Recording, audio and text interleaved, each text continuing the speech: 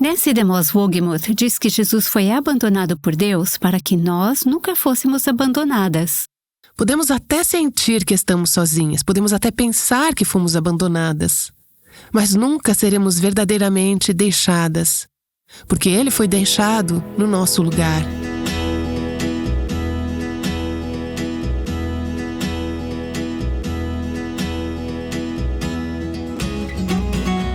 Este é o Aviva Nossos Corações, com Nancy DeMoss Wolgemuth, autora de Escolhendo o Perdão, na voz de Renata Santos. Nas últimas semanas, temos ganhado uma nova apreciação pela pessoa e pela obra de Jesus. Temos acompanhado Nancy nesta série Incomparável, onde refletimos sobre o nosso incomparável Salvador. Caso você tenha perdido algum dos episódios, visite nosso site avivanossoscorações.com e tenha acesso a todos os episódios anteriores. Vamos continuar com a série Incomparável. Aqui está Nancy. Durante as 3 primeiras horas em que Jesus ficou pendurado na cruz, lá no Calvário, das 9 da manhã até o meio-dia, Ele quebrou o silêncio apenas 3 vezes que sabemos. Suas primeiras 3 palavras na cruz foram em relação às almas e às necessidades dos outros. Lembram-se como Ele orou pelo perdão dos seus inimigos? Ele garantiu ao ladrão arrependido que ele estaria com ele no paraíso? E Ele providenciou de forma tão maravilhosa, tão terna, para o cuidado de sua mãe. Agora era meio-dia e o sol estava no ponto mais alto do céu. Vamos continuar o relato de Mateus, capítulo 27, enquanto chegamos à próxima palavra de Cristo na cruz. Mateus 27, começando no versículo 45. A partir do meio-dia, houve trevas sobre toda a terra até as 3 horas da tarde. Do meio-dia até as 3 da tarde, esta é a segunda metade das 6 horas de Jesus na cruz. E Ele diz aquelas primeiras 3 palavras, ministrando às necessidades dos outros durante as horas da manhã. Agora o sol está no auge e as trevas cobrem toda a terra durante essas 3 horas do meio-dia até as 3. Um comentarista diz: Jesus tinha terminado o aspecto humano da sua obra e com a terra. E, apropriadamente, a natureza parecia agora se despedir dele e lamentava a partida de seu Senhor.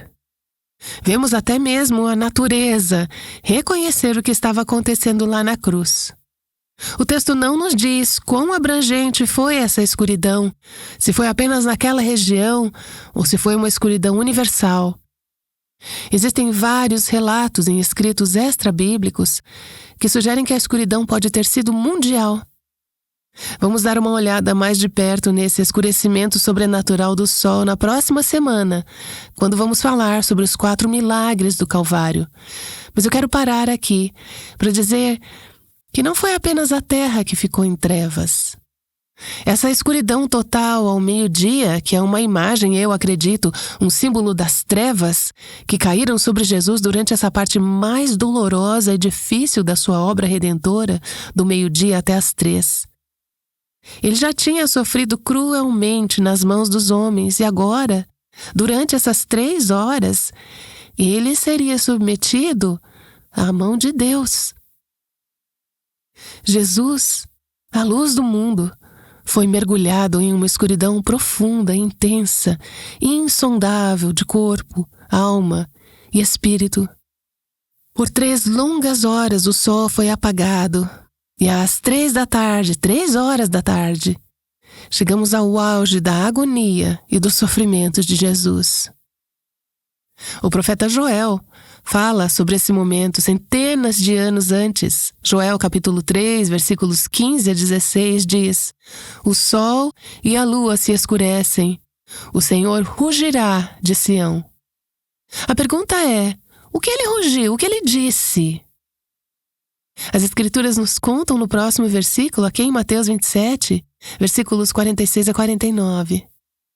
Por volta das 3 horas da tarde, Jesus clamou em alta voz, dizendo: Eli, Eli, lema sabachthani. Isso quer dizer: Deus meu, por que me desamparaste? Alguns dos que estavam ali ouvindo isso diziam: Ele chama por Elias. E logo um deles correu a buscar uma esponja e, tendo-a embebido em vinagre e colocado na ponta de um caniço, deu-lhe de beber. Os outros, porém, diziam: espere, vejamos se Elias vem salvá-lo. São 3 da tarde. A terra foi coberta, pelo menos aquela região da terra, se não toda a terra, foi coberta por trevas do meio-dia até às 3 da tarde.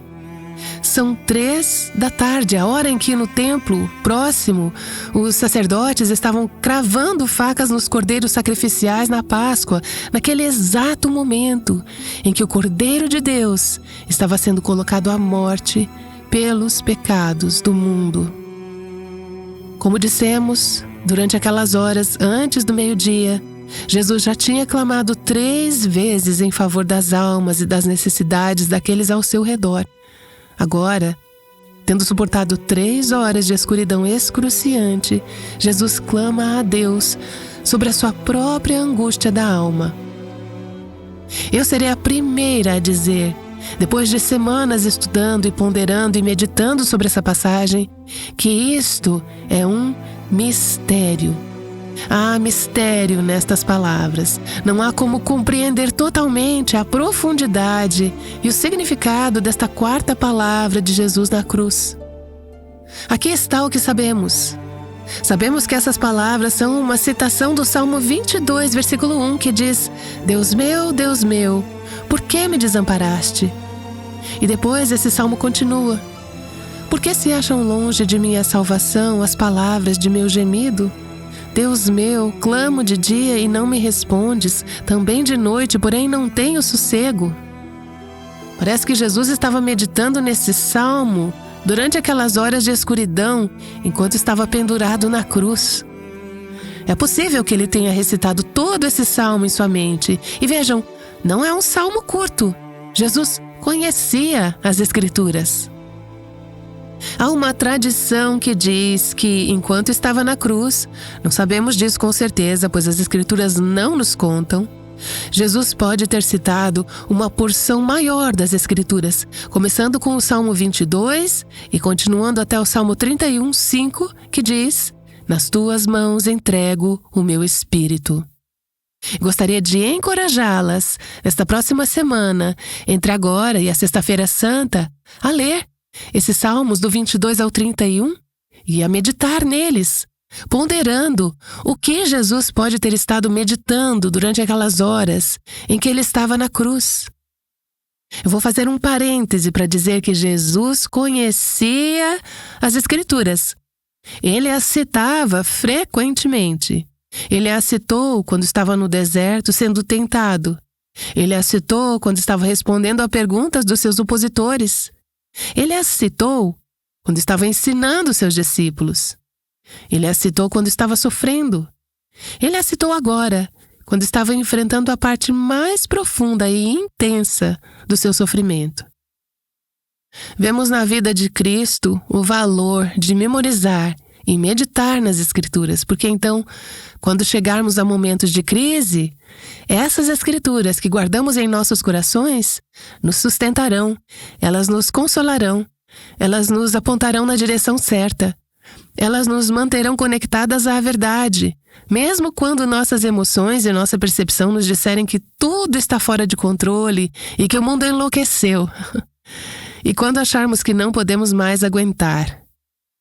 Mas se nossos corações estiverem conectados à palavra de Deus, assim como o coração de Jesus estava, veremos que essa Escritura nos ministra em nossos momentos de crise. Percebam para quem essa oração é direcionada. Jesus diz: Deus meu. Vale lembrar que sua primeira oração na cruz foi: Pai, perdoa-lhes. E veremos na próxima semana que sua última oração foi: Pai, nas tuas mãos entrego o meu espírito. Mas neste momento, quando seus sofrimentos eram mais intensos, ele não chamou Deus de Pai. Em vez disso, ele clamou: Meu Deus! Esta é a única vez registrada na Escritura em que Jesus se dirige a Deus como Deus, em vez de Pai.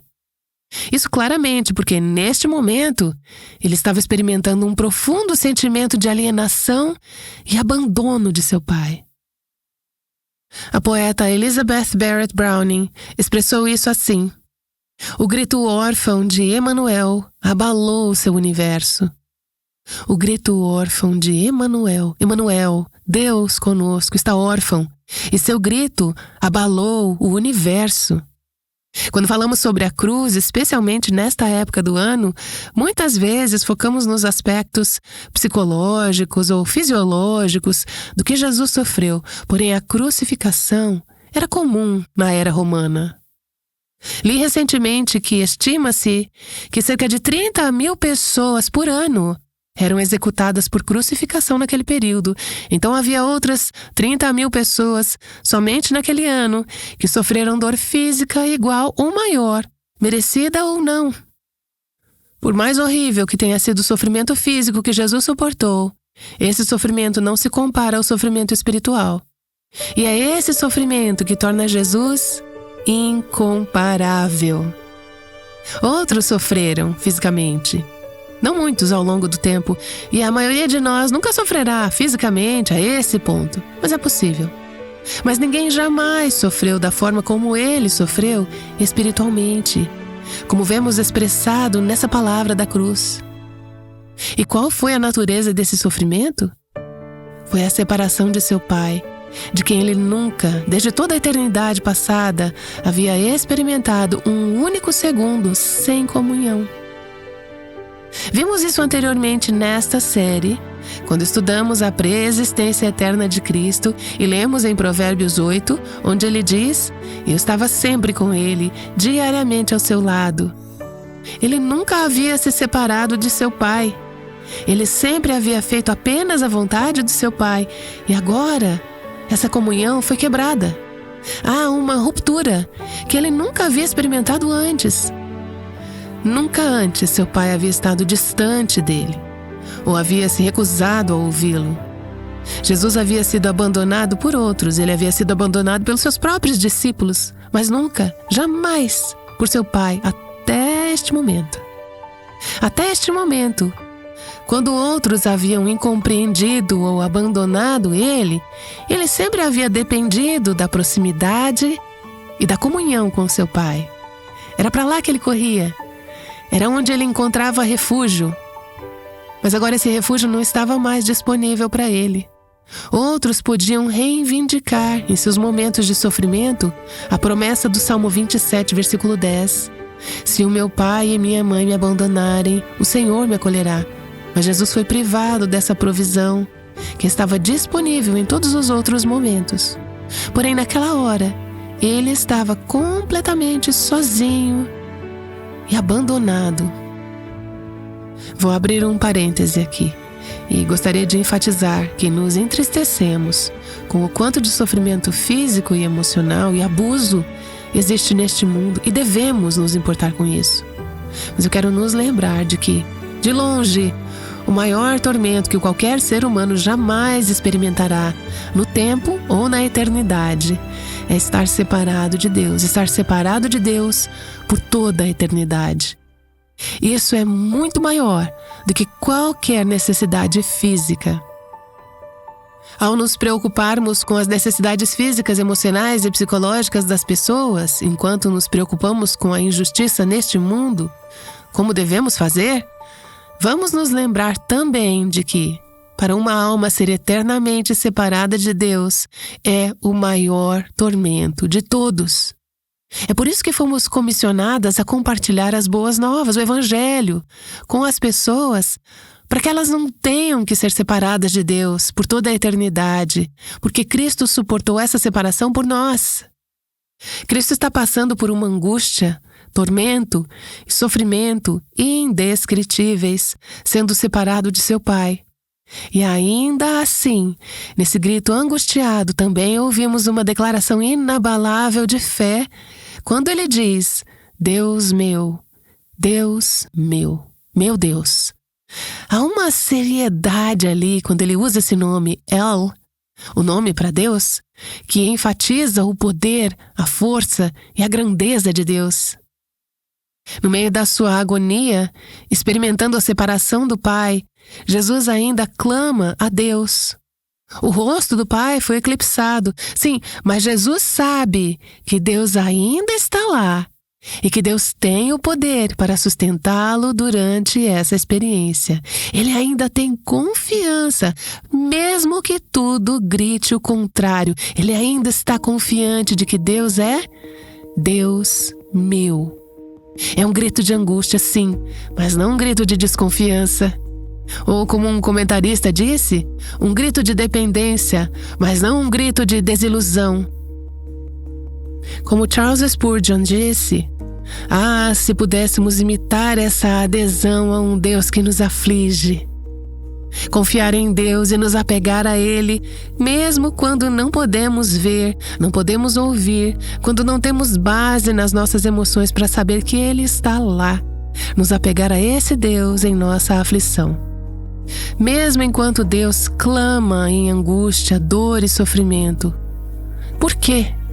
Ao mesmo tempo, Ele não duvida por um momento da realidade ou da bondade de Deus, mesmo enquanto esse Deus está punindo o seu filho por pecados que ele não cometeu. Agora, a resposta para essa pergunta, por que me abandonaste? É encontrada novamente no Salmo 22, que é a passagem que Jesus estava citando. Lemos anteriormente os primeiros 2 versículos. Por que me abandonaste? Por que estás tão longe? Por que não respondes? Mas o versículo 3 nos dá a resposta. Versículo 3 do Salmo 22. Contudo, tu és santo. Santo, Deus é santo, e na cruz, Cristo estava carregando o nosso pecado. Isso é o que causou a separação dele de um Deus santo. Isaías 53:6. O Senhor fez cair sobre ele a iniquidade de todos nós. Ele não apenas carregou o nosso pecado, mas ele realmente se tornou pecado por nós, de uma maneira que não podemos compreender, mas que as Escrituras nos dizem que é verdade. Segundo aos Coríntios, capítulo 5, versículo 21, aquele que não conheceu o pecado, Deus o fez pecado por nós, para que nele fôssemos feitos justiça de Deus. Uma troca incrível! Portanto, como o portador do pecado, como aquele que se tornou pecado por nós, ele foi separado de seu Pai enquanto experimentava as consequências que nós merecíamos por nossos pecados, enquanto ele bebia o cálice cheio da ira de Deus. Robert Murray McCheyne diz: do pão partido e do vinho derramado parece surgir o grito: meu Deus, por que me abandonaste? A resposta? Por mim. Talvez algumas de vocês, assim como eu, ouviram essa história desde muito pequenas. O perigo disso é que perdemos o encanto do que tudo isso significa. Por que ele fez isso? O que ele fez? Então celebramos a Páscoa ano após ano, assim como celebraremos nesta próxima semana, sem dar a devida importância do que essa celebração significa. Sim, tentamos sentir um pouco, mas não captamos o peso do que realmente significa o que ele fez por nós. Foi por isso que ele foi separado de seu Pai. Foi por isso que ele foi abandonado por seu Pai, por mim. Ó Senhor, restaura o encanto. Há quem diga que Jesus, nesse momento, não foi realmente abandonado, que ele apenas se sentiu abandonado nesses momentos. Ao que eu digo, não. Jesus não apenas se sentiu abandonado, ele foi abandonado por seu Pai. Ele teve que ser abandonado para nos redimir de nossos pecados. Ele teve que ter a comunhão e a intimidade com Deus quebradas, porque Deus estava julgando e rejeitando a ele, assim como nós merecíamos ser julgadas e rejeitadas por nossos pecados. De fato, às vezes ouvimos dizer, e eu mesma já disse, que o Pai desviou o seu rosto do Filho. Eu vou dar um pequeno alerta sobre essa frase.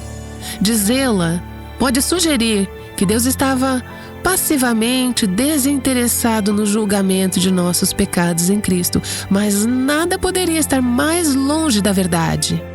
Sabemos, por exemplo, que as Escrituras nos dizem que agradou ao Pai esmagar seu Filho e entregá-lo à morte. Veja Isaías 53:10. Isso não soa como desinteresse passivo.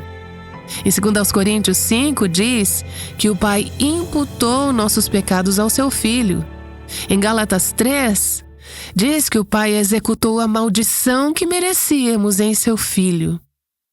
Nada disso tem o tom passivo que a frase "o Pai desviou o seu rosto" pode sugerir. Em vez disso, a imagem que temos na Escritura é a de um pai ativamente, intencionalmente, diretamente, atentamente envolvido em imputar nossos pecados ao seu Filho e em executar nosso julgamento sobre ele.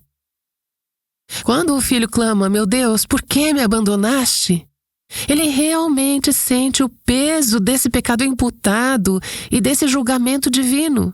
Não foram, em última análise, os romanos ou os judeus que mataram a Jesus. No final das contas, foi Deus quem entregou seu próprio filho à morte. E esse abandono que Jesus clamou não foi apenas um afastamento do filho, foi exatamente o contrário. Foi um voltar-se contra o filho, derramando sobre ele toda a condenação que nossos pecados mereciam.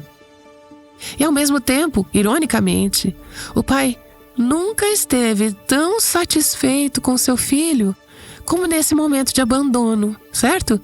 Esse foi o teste supremo de fé, o ato máximo de obediência. O filho havia cumprido exatamente o que o Pai o enviou para fazer.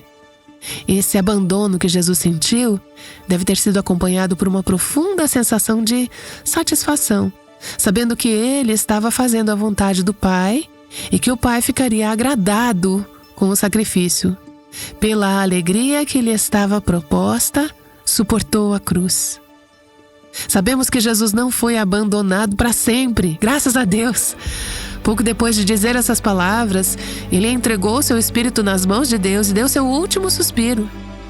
A comunhão com Deus havia sido quebrada. Ele suportou a ira do Pai. O preço pelo pecado foi pago. Agora a comunhão poderia ser restabelecida e logo ele ressuscitaria, ascenderia ao céu e se sentaria à direita do Pai. Essa comunhão foi restaurada. J.C. Ryle diz: "Não podemos ter uma prova mais forte da pecaminosidade do pecado ou da natureza vicária dos sofrimentos de Cristo do que o seu clamor: meu Deus, por que me abandonaste?" É um clamor que deve nos motivar a odiar o pecado e nos encorajar a confiar em Cristo, a buscar misericórdia naquele que suportou a ira de Deus, o julgamento de Deus contra os nossos pecados. Vejam, ele foi abandonado por Deus por causa dos nossos pecados. E se confiamos nele como nosso substituto, como aquele que carregou os nossos pecados, a verdade é que você e eu nunca seremos verdadeiramente abandonadas. Podemos sentir que estamos, podemos pensar que estamos, mas nunca seremos verdadeiramente abandonadas, porque ele foi abandonado por nós. Ainda que eu ande pelo vale da sombra da morte, não temerei mal nenhum, porque tu estás comigo. Nenhum abandono lá.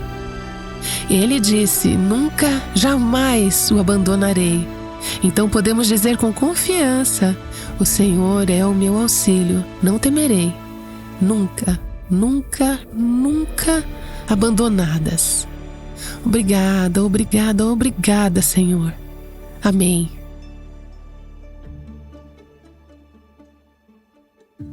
Meu Deus, por que me abandonaste? Nessie DeMoss Wogemuth fez uma análise profunda dessa frase dita por Jesus na cruz. A mensagem de hoje faz parte da série Incomparável. Se você perdeu algum dos programas dessa série, visite nosso site e acesse os episódios anteriores no avivanossoscorações.com. Tem sido uma série rica que pode impactar profundamente sua adoração e gratidão nessa Páscoa. Tenho sede. Parece um pedido simples, mas quando Jesus pronunciou essas palavras na cruz, foi uma declaração profunda. Nancy DeMoss Wolgemuth vai mostrar por que a sede de Cristo é tão significativa. Aguardamos você na segunda-feira aqui no Aviva Nossos Corações.